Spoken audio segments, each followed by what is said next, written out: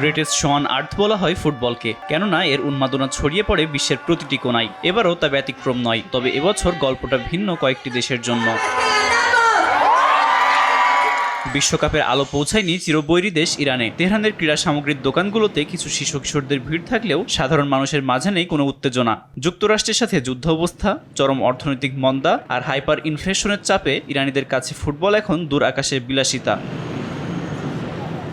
বিশ্বকাপের জমকালো আয়োজনের বিপরীতে গাজা সিটির ধ্বংসস্তূপের গল্পটাও ভিন্ন। 4 বছর আগে কাতার বিশ্বকাপ উপভোগ করা 24 বছরের আলী তাসেফ এখন এক পা হারানো। বোমাবর্ষণে হারিয়েছেন মা ও ভাইকেও, তবে পঙ্গুত্ব তাকে দমাতে পারেনি। গাজার আল ইরাদা ক্লাবের হয়ে স্ক্র্যাচে ভর দিয়েই এক পায়ে বল তাড়া করছেন তিনি। এক প্রতিবেদনে এমনটি জানিয়েছে সংবাদ মাধ্যম আল জাজিরা।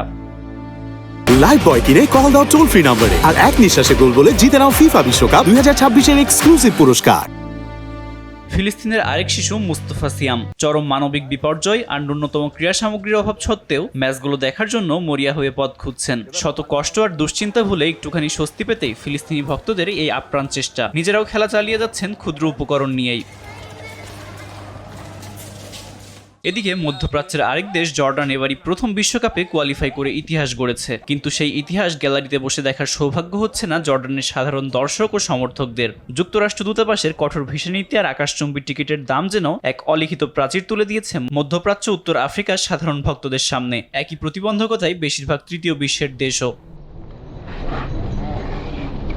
আব্দুল মালেক, RTV।